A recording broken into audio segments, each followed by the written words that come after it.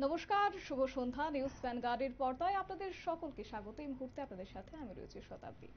আজ রাজ্যের তাপমাত্রা কিন্তু প্রায় 40 ডিগ্রি ছুঁই ছুঁই। আর এই গরমে একেবারে কিন্তু রাস্তায় বেরোনোটা অনেকটাই দায় হয়ে দাঁড়াচ্ছে, কেননা প্রত্যেক দিন কিন্তু গরম প্রায় ঊর্ধ্বমুখী। ইতিমধ্যে আবহাওয়া দপ্তর পক্ষ থেকেও কিন্তু সতর্ক বার্তা জারি করে দিয়েছে রাজ্যের পক্ষ থেকে। আর এই বৈশাখের তীব্র দাবদাহে গরমে এক প্রকার হিট স্ট্রোকের সংখ্যাটা বা হিট স্ট্রোকে আক্রান্ত হয়ে মৃত্যুর সংখ্যাটা কিন্তু প্রায় প্রত্যেক দিন বাড়ছে। সেই জায়গায় আপনাদের যদি এই পরিসংখ্যান তুলে ধরি, তাহলে প্রথমত বলা যায় যে বাংলাদেশে ইতিমধ্যে হিট স্ট্রোকে আক্রান্ত হয়ে প্রায় মৃত্যু হয়েছে 11 জনের, এবং গত 7 দিনে তা প্রায় 7 জনের মৃত্যু হয়েছে বলে কিন্তু ইতিমধ্যে আমাদের কাছে তথ্য উঠে এসেছে। পাশাপাশি বলা যায় ভারতের বিভিন্ন জায়গাতে এই মুহূর্তে যে পরিসংখ্যান রয়েছে মৃত্যুর, প্রায় 40 জনের মৃত্যু হয়েছে এই হিট স্ট্রোকের কারণে। তবে এই হিট স্ট্রোকে কিভাবে ঘরোয়া পদ্ধতিতে সামাল দেওয়া যায় সেই সম্পর্কে আজ আমাদের সাথে জুড়ে গেছেন, স্টুডিওতে রয়েছেন ডক্টর নিরঞ্জন দত্ত, আমাদের সাথে medical officer of Ayurvedic. Sir, আপনাকে প্রথমেই নমস্কার নিউজ নমস্কার। ভ্যানগার্ডের পর্দায়। এই গরমে এক প্রকার নাজেহাল রাজ্যবাসী, ঠিক অন্যদিকে হিট স্ট্রোকের সংখ্যাটা কিন্তু মৃতের সংখ্যাটা বিশেষ করে প্রায় বেড়ে যাচ্ছে। তো এই জায়গায় ঘরোয়া পদ্ধতিতে কিভাবে তারা সামাল দেবেন যদি একটু তুলে ধরেন। হ্যাঁ, শুধুমাত্র ত্রিপুরাতেই নয়, সারা ভারতবর্ষেই অত্যন্ত তাপপ্রবাহ দেখা দিচ্ছে। তো প্রথমে আমরা যেটা মিস করি সেটা হচ্ছে জল বেশি পরিমাণে খাওয়া। আমরা সকলেই জানি যে জল খেতে হবে, কিন্তু জলটা আর খাওয়া হয় না। দেখা যাচ্ছে যতটুকু দৈনন্দিন যে মিনিমাম 4 থেকে 5 লিটার এই গরমে খাওয়া উচিত, আমরা হয়তো 1 থেকে 2 লিটারই সারাদিনে হয়ে ওঠে।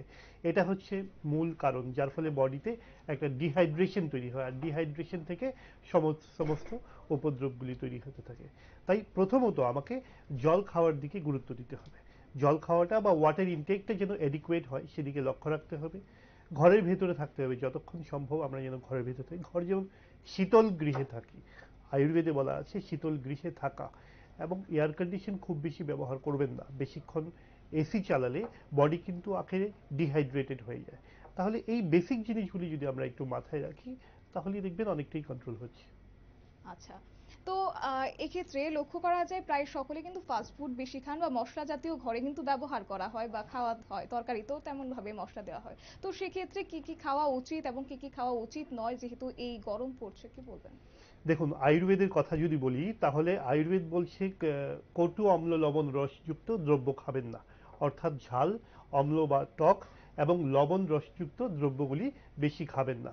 এবার যে ফাস্ট ফুডের কথা বলছেন, এগুলি প্রত্যেকটি প্রসেস করা ফুড। প্রচুর কেমিক্যাল থাকে, অ্যাজিনামোটো থাকে, এমএসজির মতো পদার্থ থাকে। তাহলে এই বস্তুগুলি যখন শরীরে যাবে, তখন ডাইজেশনকে হ্যাম্পার করবে। আয়ুর্বেদে বলা আছে অগ্নি বলের কথা। পেটের ভিতর যে ডাইজেশন পাওয়ারটা, সেটা নিয়ন্ত্রিত হয় অগ্নি দিয়ে। তাহলে সেটা কিন্তু অটোমেটিক্যালি ডাউন হয়ে যেতে। তাহলে আপনি কিন্তু খাওয়াটাকে নাতি সহিতম, অর্থাৎ যতটাই আমার সহ্য হবে ততই খাবো। বেশি খেলে কিন্তু কি ডাইজেশনটা খারাপ হবে, বডির ইমিউনিটিটা বিগড়ে যাবে, ডায়রিয়ার উপদ্রব দেখা যাবে। এই কারণেই দেখবেন ফাস্ট ফুড খেলে বা বাড়িতেও খুব বেশি পেট ভর্তি করে খেলে পেটের মধ্যে একটু ইনডাইজেশনের প্রবলেম দেখা যায় এবং নানা অসুবিধা তৈরি হয়। তাহলে ফাস্ট ফুড এই মুহূর্তে এই গরমের মধ্যে বর্জন করাটাই ভালো। আচ্ছা। তো যেহেতু আমাদের আজকের এই বিষয় যে হিট স্ট্রোক, তো সেক্ষেত্রে এই যারা হিট স্ট্রোকে আক্রান্ত হচ্ছেন, তাদের ক্ষেত্রে কি কি লক্ষণ দেখা দিচ্ছে যদি একটু বলেন। হিটস্ট্রোক দেখুন খুব সচরাচর দেখা যায় না। যারা খুব বেশি গরমে কাজ করেন, অনেক খেটে খাওয়া মজুররা আছেন যারা থাকে, অনেকে বাইরে বেশিক্ষণ কাজ করেন, অনেকে জিম বেশি করেন, সারাদিন করছেন, তারপর জিম থেকে বেরিয়ে রোদ্রে চলে যাচ্ছেন। তো হঠাৎ করে সেই সমস্ত ক্ষেত্রে হিট স্ট্রোক দেখা দিতে পারে।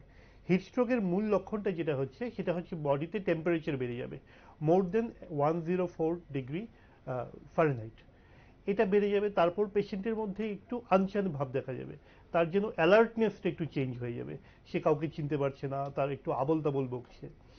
ডিহাইড্রেশন প্রমিনেন্ট থাকবে। আপনি যদি রোগীর গা স্পর্শ করেন, দেখবেন টেম্পারেচার অত্যন্ত বেশি, ঘাম নেই, ঘাম শুকিয়ে গেছে, ইউরিন আউটপুট অনেকটা কমে যায়, হৃদস্পন্দন বাড়তে থাকে।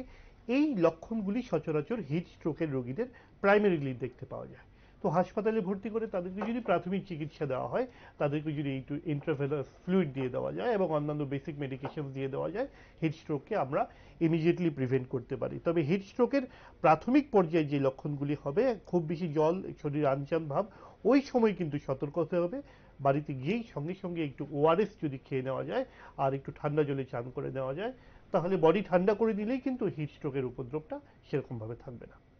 আচ্ছা, তো এই গরমে তো মানুষ রাস্তাঘাটে বের হচ্ছেন, বিশেষ করে যারা শ্রমিকরা রয়েছে, খেটে খাওয়া মানুষ, তারা তো প্রত্যেক দিন বের হতে হয়। তো সেই জায়গায় ক্ষেত্রে তাদের কি কি করণীয় বা কি কি করলে এই হিট স্ট্রোক থেকে মুক্তি পাবেন তারা? দেখুন, আগেই বলেছি কাজ তো করতেই হবে, একদমই। কিন্তু সেটা আমাকে লিমিটের মধ্যে করতে হবে। এই গরমে কিন্তু বাইরে বেরোনোটা অনেকটাই নিষেধ। বাইরে স্কুল কলেজও বন্ধ হয়ে যাচ্ছে, বিভিন্ন প্রতিষ্ঠানগুলি বন্ধ থাকছে।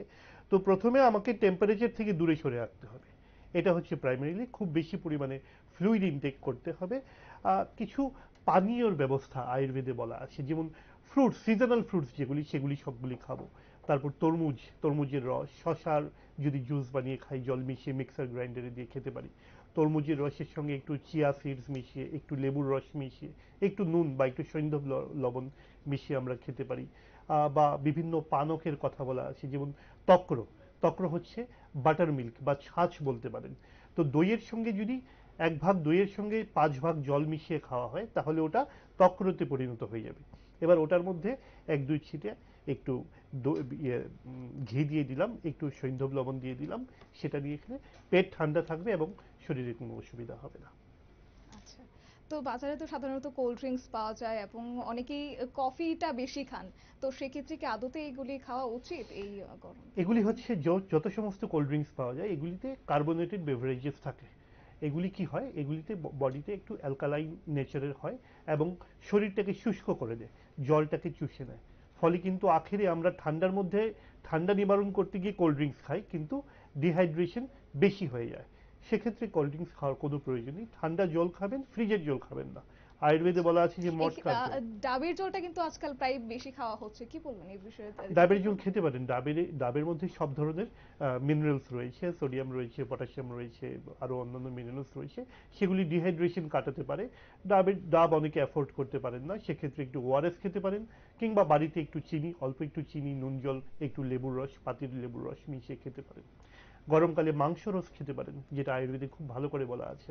অর্থাৎ চিকেনকে যদি একটু বয়েল করে সেই জুসটা পাওয়া যাবে, সেটার মধ্যে একটু জিরে, ভুনা হওয়া জিরে বলে, মানে একটু ভেজে নেওয়া জিরে গুঁড়ো করে নিয়ে তার মধ্যে একটু সল্ট দিয়ে বা একটু পেপার দিয়ে আপনি খেতে পারেন। সেটাও খুব ভালো, গরমে অত্যন্ত ভালো কাজ করে। আচ্ছা, তো শরীর ঠান্ডা রাখার জন্য আগে দেখতাম যে মা কাকুমার কাকিরা পান্তা ভাত দিত, পান্তা ভাতের সঙ্গে পেঁয়াজ দিত। এই গরমে কতটা প্রয়োজন এটা? কোনো কোনো অসুবিধা নেই, পান্তা ভাত ডেফিনেটলি খাওয়া যেতে পারে, আয়ুর্বেদেও তার কথা বলা আছে। কিন্তু পান্তা ভাত যদি একেবারেই নষ্ট হয়ে যায়, সেটার মধ্যে ব্যাকটেরিয়া সমাগত হতে পারে, সেক্ষেত্রে একটু অসুবিধা হতে পারে। আদারওয়াইজ পান্তা ভাত খেতে কোনো অসুবিধা নেই, চলছে দীর্ঘকাল যাবৎ খাচ্ছে, আমরাও খাই। আচ্ছা, তো এই ক্ষেত্রে যারা শিশুরা রয়েছেন বিশেষ করে, তো তো এই ক্ষেত্রে শিশুদের জন্য কি কি করণীয় অভিভাবকদের যদি একটু বলেন? ডেফিনেটলি শিশুদের ক্ষেত্রে একটু এক্সট্রা সতর্কতা আমাদের নিতে হবে, কেননা তাদের ক্ষেত্রে কিন্তু ডিহাইড্রেশনটা খুব তাড়াতাড়ি সেটেল করে। তাই তাদের অল্প অল্প করে জল পান করাতে হবে। বাচ্চা শিশু মায়ের দুধ যারা খাচ্ছে, তারা নিয়মিত মাতৃদুগ্ধ পান করবে। একটু বড় শিশু যারা আছে তাদেরকে, তারা সাধারণত দেখবেন জল খেতে চাইছে না। তাদেরকে আমরা ইনসিস্ট করতে হবে, একটু ধরে জল খাওয়াতে হবে। একবারে বেশি জল খেতে পারবে না, খেলে তাদেরকে বমি করে দেয়। এমনিতেই শিশুরা দেখবেন একটু খাবার দাবার খেতেও ইচ্ছে প্রকাশ করে না। তাদের ক্ষেত্রে অল্প অল্প করে বারে বারে হালকা জল খাওয়াতে পারি। আমরা একটু মিছরির জল দিতে পারি শিশুদের ক্ষেত্রে, মিছরির জলটা অত্যন্ত ভালো। তার সঙ্গে যদি একটু সৈন্ধব লবণ মিশিয়ে দিতে পারেন, বা ফলের রসের সঙ্গে আপনি তাদেরকে একটু ওআরএস মিশিয়ে দিতে পারেন, ভালো থাকবে। বাচ্চাদের ক্ষেত্রে ইম্পর্টেন্ট জিনিসটা হচ্ছে তাদের ডাইজেশনটা যেন ভালো থাকে, সেটা লক্ষ্য রাখতে হবে। আদারওয়াইজ গ্রীষ্মকালে যদি ডায়রিয়া হয়, তার ইনডাইজেশন হয়, অ্যাকিউট গ্যাস্ট্রোএন্টেরাইটিস হয়, সেগুলি কিন্তু ম্যানেজ করাটা একটু কষ্টকর হয়ে যেতে পারে। আর তাদের প্রথমে বোঝা যায় না। তাদের ডিহাইড্রেশনটা যখন সেটেল করবে, এটা খুব তাড়াতাড়ি আপনি বুঝতে পারবেন না, কিন্তু ভেতর থেকে শরীর শুষ্ক হয়ে যাচ্ছে। তো সেক্ষেত্রে অবশ্যই আমাদের একটু এক্সট্রা সতর্কতা অবলম্বন করতে হবে। আচ্ছা, তো বিশেষ করে অনেকে দেখা যায় যে ঘরোয়া পদ্ধতিতে লেবুর জল খান। তো হুম। অন্যদিকে যদি বলি যে বাজারে কিন্তু ওআরএস ও কিনতে পাওয়া যায়, তাহলে সেটা বেশি খাওয়া ভালো নাকি ঘরোয়া পদ্ধতিতে যে লেবুর জলটা খাওয়া হয় এটা? Both are equally correct. আপনি লেবুর রস যখন খাবেন, তাতে প্রচুর মিনারেলস এবং মাইক্রো নিউট্রিয়েন্টস রয়েছে, কিন্তু লেবুর জলের সঙ্গে আমরা বলবো যে অন্যান্য কিছু মিশিয়ে খান। গরমকালে লেবুর জল খেতে পারেন, লেবুর মধ্যে আপনি একটু সৈন্ধব লবণ দিলেন, আপনি একটু জিরে দিলেন, অনেকে অন্যান্য ফ্রুট জুস মিশিয়ে খেতে পারে, সে ডেফিনেটলি খেতে পারে। আচ্ছা, তো এক্ষেত্রে অনেকেই দেখি যে গরমে কাঁচা আমের যারা খেতে চান, হ্যাঁ, তো এক্ষেত্রে এটা কি বেশি ভালো এবারে এই গরমে, কেননা প্রায় ঊর্ধ্বমুখী গরম তো বলতে দেখুন পারেন। কাঁচা আমের যে অনেক সময় পুড়ে জল দিয়ে সেটা হ্যাঁ, হ্যাঁ, হ্যাঁ। বাজারে বিক্রি হয়, চলে, টেস্টের জন্য ভালো, তাতে অল্প কিছু মিনারেলস তো আপনি পাবেন। কিন্তু মনে রাখতে হবে কাঁচা আম পান্না খেয়ে নিলাম যে তাতে আমার ডিহাইড্রেশন কেটে গেল, সেটা কিন্তু নয়। কাজ করবে ওটার সঙ্গে যে আপনি জলটা খাচ্ছেন, যে লিকুইডটা নিচ্ছেন, সেটা কতটা গরমের জন্য অনুকূল, তাতে প্রচুর পরিমাণ আমার নিউট্রিয়েন্টস আছে কিনা, মিনারেলস আছে কিনা, বডিতে যে ডিহাইড্রেশনটা হচ্ছে সেটা কন্ট্রোল করতে পারছে কিনা, সেগুলির দিকে নজর দিতে হবে। অনেকে দেখবেন যে কিছু মানে মানে কেমিক্যাল জাতীয় জিনিস পাওয়া যায়, যেমন লেবু চা বলে অনেকে, লেবু চা রয়েছে, তো সেটা মিনারেলস দিয়ে তৈরি বা বাইরে কেমিক্যাল দিয়ে তৈরি হয়, সেগুলি ডেফিনেটলি অনুচিত। অনেকে বাজারজাত যে সমস্ত আম পান্না পাওয়া যায়, আমি বলবো সেগুলিও খাওয়া অনুচিত। আচ্ছা, তো যদি যারা কৃষকরা রয়েছেন, বিশেষ করে মাঠে ঘাটে কাজ করছেন তারা প্রতিনিয়ত, তাদের জন্য কি করণীয়? বলবো একটু রৌদ্রটাকে অ্যাভয়েড করুন। এত বেশি স্কর্চিং হিট রয়েছে, চেষ্টা করুন আধ ঘন্টা বা 1 ঘন্টা কাজ করার পর একটু বিশ্রাম বা বিরতি দিতে। গাছের ছায়ার নিচে চলে আসুন, সেখানে গিয়ে জল খান। দুপুরের যে খাওয়াটা আসবে সেটা যেন লাইট হয়। লাইট খাওয়া যদি এখন না হয় তাহলে কিন্তু আপনার ডিহাইড্রেশনটা খুব বেশি তাড়াতাড়ি সেটেল করবে। জলের পরিমাণ বাড়িয়ে দিন।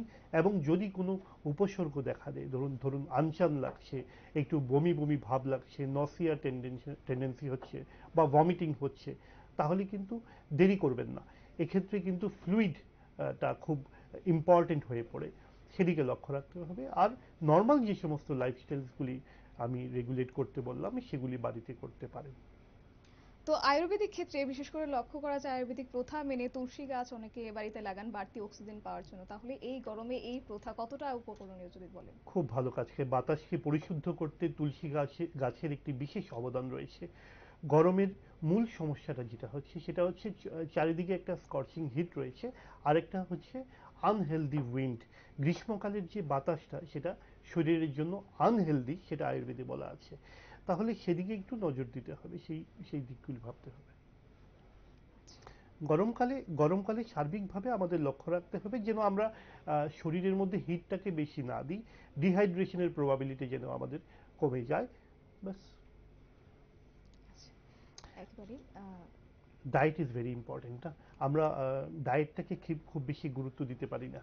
আমরা ভাবি যে খুব বেশি খেয়ে নিলাম, আজকে দুপুরে সকালে খেলাম আর সারাদিন খাবো না। কারণ ডাইজেশন ক্যাপাসিটিটা অনেকটাই কমে যায়। ফলে আমরা ডায়েটটাকে অ্যাভয়েড করি, জল খাওয়াটাকে অ্যাভয়েড করি। বারবার বলছি যে জল খাওয়াটাকে অ্যাভয়েড করা যাবে না। বডিতে অনেক সময় কাজের চাপে বা অন্য কিছুতে সেই ডিজায়ারটা কম থাকে না।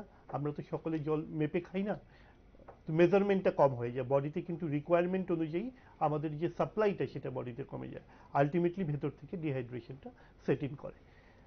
সেটাই লক্ষ্য রাখতে হবে। একদমই। তো এক্ষেত্রে বয়স্কদের কি কি করণীয়? কারণ তাদের তো স্বাভাবিক, যারা ৮০ ঊর্ধ্ব রয়েছেন, তো তাদের ক্ষেত্রে বিশেষ করে কি কি করণীয়? বয়স্করা বাচ্চাদের মতোই ফ্রেজাইল হয়। টার্মিনাল এইজেস বলি না, একদম প্রথম দিকের বাচ্চাদের এবং শেষ বয়সে যারা আছে তাদের কিন্তু অল্প ডিহাইড্রেশন হলেই শরীরটা ভেঙে যায়।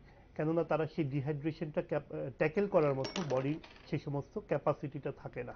তাদের ক্ষেত্রেও একইভাবেই নজর দিতে হবে যে আমরা লক্ষ্য রাখতে হবে বয়স্কদের কেয়ারটেক করাটা বেশি ইম্পর্টেন্ট। কেননা তারা তাদের নিজের কেয়ারটা নিজেরা রাখতে পারে না। তাদেরও ডিহাইড্রেশনের দিকে নজর দিতে হবে, তাদেরও ঠান্ডা ঘরে থাকতে হবে, তাদেরও জল পরিমাণ বেশি খেতে হবে, তাদেরও খাওয়া দাওয়ার দিকে নজর দিতে হবে, তাদেরও একটু গ্রীষ্মকালে যেটা খুব ইম্পর্টেন্টলি বলা হয় দিবা নিদ্রা, অর্থাৎ দুপুরবেলা আধ ঘন্টা যদি ঘুমোতে পারে তাহলে ডাইজেশনটা ভালো থাকে, হিটের প্রভাবটা কিন্তু শরীরে কমে যায়। That is very important. গ্রীষ্মকালে আরেকটি জিনিস আয়ুর্বেদে বলা হয়েছে যে দিনের বেলায় ঘরে থাকা আর নিশি চন্দ্রাংশু শীতলে, অর্থাৎ যে চাঁদের আলোটা আছে সেটা গায়ে লাগানো, সেটাকে খুব সুদিং বলা হয় গ্রীষ্মকালে। তো বয়স্কদের ক্ষেত্রে অবশ্যই বলবো, অ্যাডাল্টদের ক্ষেত্রে আপনি যা যা করবেন সেটা বয়স্কদের ক্ষেত্রে করবেন, কিন্তু তাদের একটু অবজার্ভ বেশি করে করবেন। কারণ আমরা সাধারণত লক্ষ্যের বাইরে থেকে যায় বয়স্ক লোকেরা, আমাদের মানে নজর থেকে একটু এড়িয়ে চলে যায়। হয়তো রাত্রেবেলা খেয়ে সঠিকভাবে ঘুমোলো, পরদিন সকালে দেখা গেলো সিভিয়ার ডিহাইড্রেশন সেট করেছে, সেদিকে একটু নজর দিতে হবে। শরীর চর্চা কিভাবে করবে এই গরমের মধ্যে যদি একটু বলেন, কি কি ডেফিনেটলি করলে ভালো হয়? শরীর চর্চা অবশ্যই করবেন, কিন্তু খুব বেশি এক্সারশন করাটা নিষেধ। আমি বোধহয় প্রথমে বলেছিলাম যে শরীর খুব বেশি এক্সারসাইজ করা, খুব বেশি জিমে যাওয়া, সেটা কিন্তু খুব ফ্যাটিগের কারণ হয়ে যায়। অনেকে জিমে যায়, ঘন্টার পর ঘন্টা থাকে, সেটা অন্যান্য সিজনে চলতে পারে, কিন্তু গ্রীষ্মকালে যদি বেশিক্ষণ সময় জিমে কাটানো হয় বা বেশি এক্সারসাইজ করা হয়, সেটা কিন্তু নিষেধ। তাতে ঘাম ঝরে যেতে পারে, বডি ডিহাইড্রেটেড হতে পারে।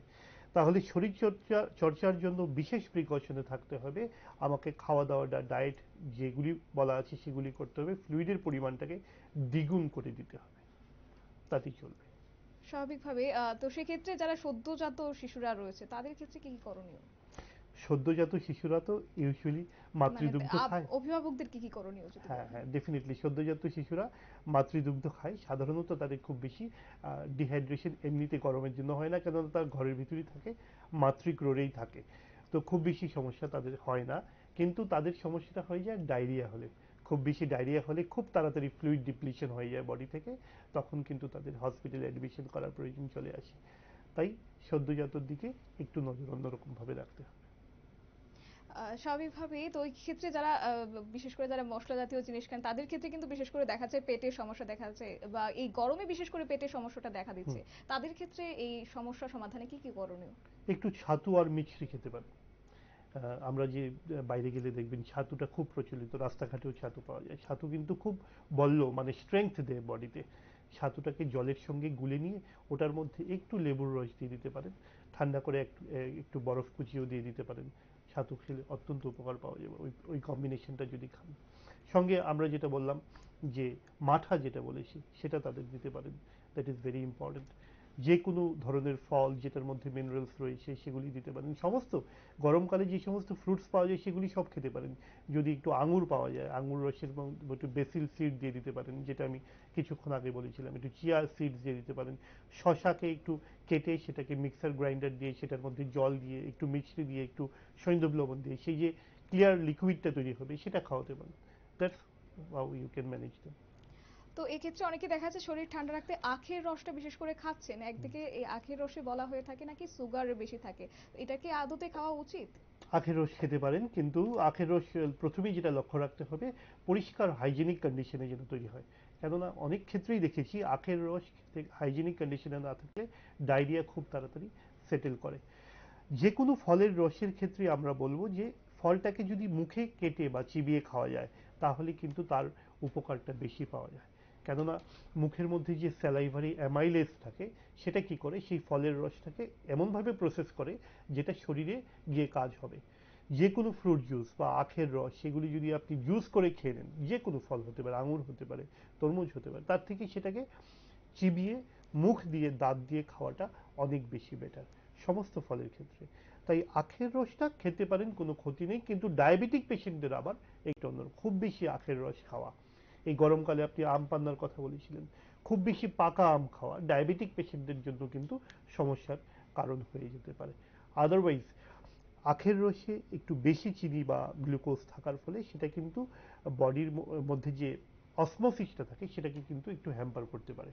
দেখবেন অনেকেই বাচ্চারা স্কুলে যাচ্ছে, তাদের জলের বোতলের সঙ্গে একটু গ্লুকোজ মিশিয়ে দিচ্ছে। আমরা তাদেরকে বলি গ্লুকোজ মিশিয়েও না, একটু ওআরএস মেশাতে পারো। সো একইভাবে খুব বেশি আখের রস খেয়ে মানে একটু ফ্লুইড নেওয়ার চেষ্টা করা বা ডিহাইড্রেশনকে কন্ট্রোল করার চেষ্টাটা কিন্তু ভুল। আর আখের রস যদি বেশি খেতেই হয় তাহলে জল জল দিয়ে সেটাকে পাতলা করে দিন, পাতলা করে একবারের জায়গায় দুবার খান। আখের রস যেন খুব বেশি ঘন না হয়, আখের রস যেন খুব বেশি পাতলা না হয়, সেদিকে নজর দেবেন। শরীর বিশেষ করে দেখা যায় গরমে শরীর কিন্তু অনেকটাই শুষ্ক হতে থাকে, বা স্কিন অনেকটা শুষ্ক হতে থাকে। এক্ষেত্রে কি করণীয় যদি একটু বলেন? ড্রাইনেস থেকে হবেই, প্রথমেই যেটা বললাম সেটা হচ্ছে গ্রীষ্মকাল। আর ২ নম্বর যেটা হচ্ছে যে একটা আনহেলদি উইন্ড থাকে, সেটা স্কিনকে খুব খারাপ করে দেয়, অনেকের স্কিন কালো হয়ে যায়, অনেকের স্কিনের পার্মানেন্ট ডার্কনেস চলে আসে, সেদিকে নজর দিতে হবে। তো স্কিনকে বাঁচিয়ে চলতে আপনি নর্থ ইন্ডিয়াতে দেখবেন যে মুখে কাপড় দিয়ে চলে। তো এই যে খুব বেশি গরম হাওয়াটা, সেটা যেন শরীরে না লাগে সেদিকে নজর দিতে হবে, অবশ্যই নজর দিতে হবে। মুখে কাপড় ব্যবহার করতে হবে, শরীর হাতে ফুল স্লিভস জামা কাপড় ব্যবহার করতে পারেন, তাতে অনেকটাই কিন্তু স্কিন থেকে প্রোটেকশন পাবেন। তারপরেও যদি স্কিন খসখসে হয়ে যায়, স্কিনের বিভিন্ন সমস্যা হয়, তাহলে অ্যালোভেরা ইউজ করতে পারেন। নর্মাল অ্যালোভেরা বাজারেও পাওয়া যায়, আপনি বাড়িতেও তৈরি করতে পারেন।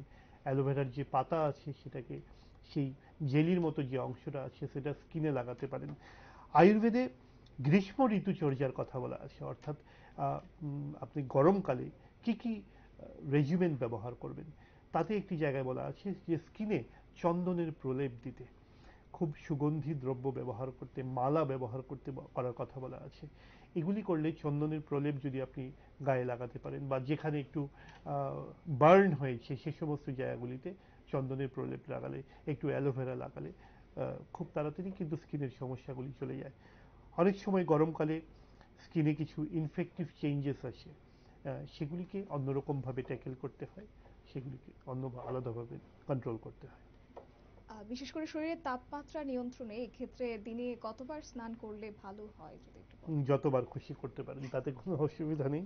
কেন আমরাও অনেকবার করি, শরীর ঘেমে যায়, শরীর ঘামের সঙ্গে অনেক যে সমস্ত টক্সিক এলিমেন্টগুলি বেরোয়, সেগুলিতে সেগুলি থেকে মুক্তি পেতে আপনি যতবার খুশি স্নান করতে পারেন।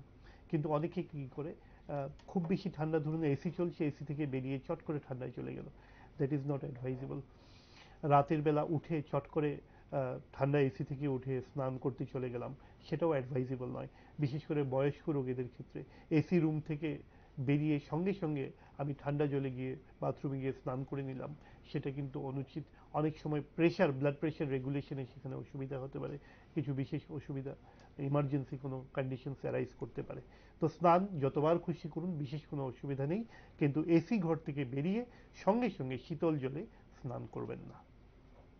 আহ, তো এই ক্ষেত্রে এই যেহেতু হিট স্ট্রোক হচ্ছে, তাহলে এই ক্ষেত্রে শরীরের তাপমাত্রা কতটা হলে মনে হবে যে হিট স্ট্রোকের সম্ভাবনা রয়েছে, কি বলবেন? হিট স্ট্রোক তখনই বলা হয় যখন বডি টেম্পারেচার 104-এর উপরে চলে যায়। হিট স্ট্রোক একটা কন্ডিশন, যে কন্ডিশনে কতগুলি সিমটমস চলে আসে। আগেই বলেছি, তাপমাত্রা 104, 105-এর বেশি চলে আসবে, আরো বেশি যেতে পারে। তার স্পিচটা অল্টার্ড হয়ে যাবে, যে সে হয়তো কাউকে চিনতে পারছে না, কথাবার্তা আবোল তাবোল বলছে। তার নজিয়া হতে পারে, গা গোলানো, বমি ভাব হতে পারে। তার যে পালস রেট খুব বেশি বেড়ে যায়, 100, 115, 130, 40 এরকম চলে যেতে পারে। মাসল ক্র্যাম্প হতে পারে, প্রচন্ড মাসল ক্র্যাম্প হয় হিট স্ট্রোকে। এগুলি দেখিয়ে আমরা বুঝি যে সে পেশেন্টটা হয়তো হিট স্ট্রোকের কবলে পড়ে গেছে। হাসপাতালে যেতে হবে এবং অ্যাকর্ডিংলি ম্যানেজ করতে হবে। প্রাথমিকভাবে যদি খুব বেশি টেম্পারেচার কাউকে দেখেন, যে নট নেসেসারিলি যে সে হিট স্ট্রোক তার হয়ে গেছে।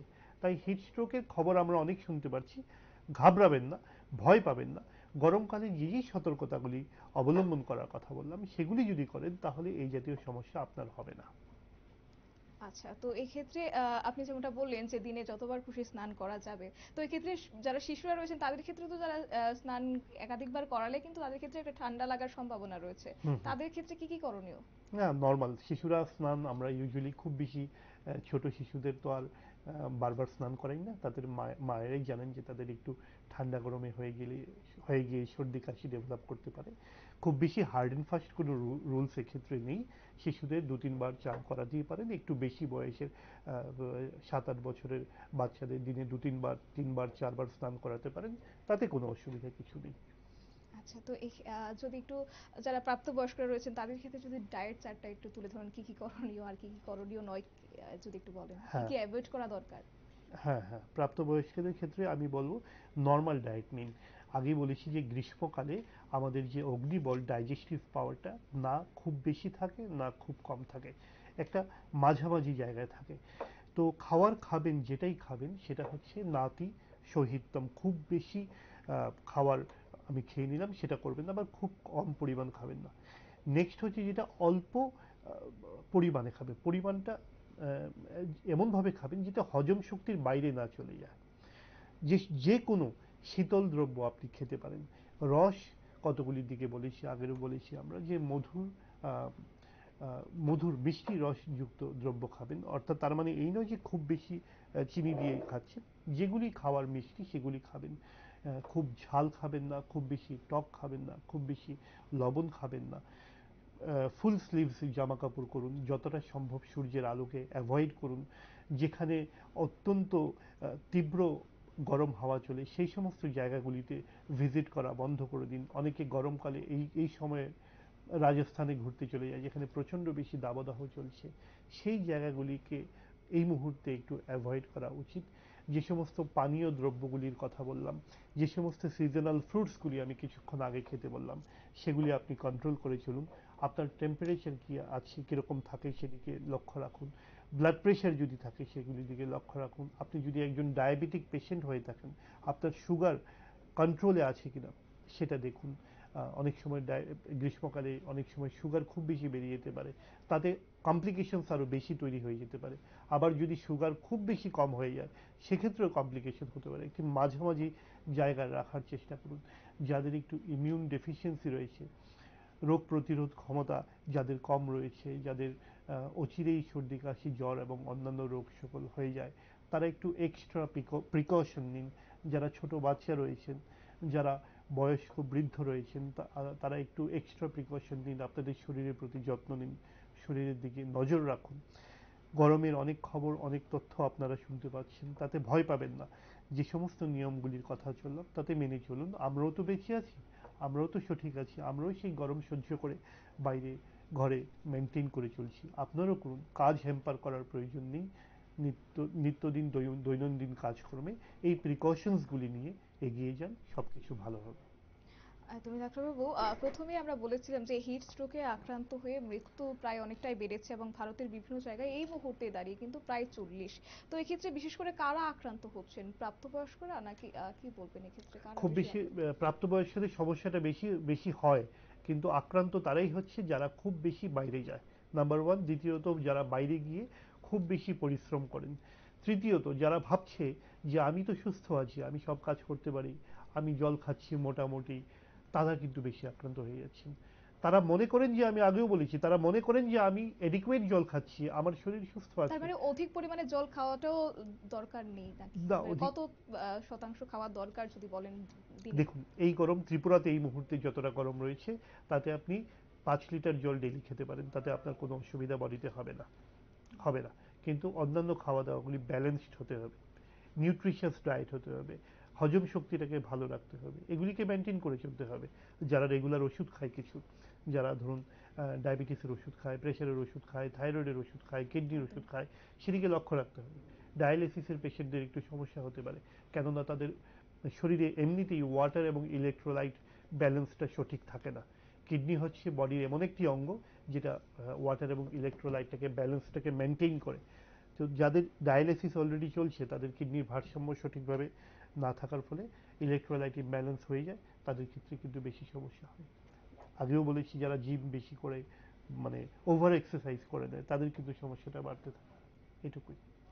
একদমই অসংখ্য ধন্যবাদ ডাক্তারবাবু আপনাকে আমাদের সাথে থাকার জন্য এবং সময় দেওয়ার জন্য। থ্যাংক ইউ সো একদমই মাচ। আমাদের সাথে ছিলেন doctor Niranjay Dutta, medical officer of Ayurvedic. সমস্ত বিষয়টা তুলে ধরেছেন এবং আপনাদেরকেও বলে দিয়েছেন সমস্ত বিষয়, অর্থাৎ এই ক্ষেত্রে হিট স্ট্রোক থেকে বাঁচতে হলে এবং গরম থেকে বাঁচতে হলে অবশ্যই কিন্তু এই সতর্কতাগুলি অবলম্বন করতে হবে।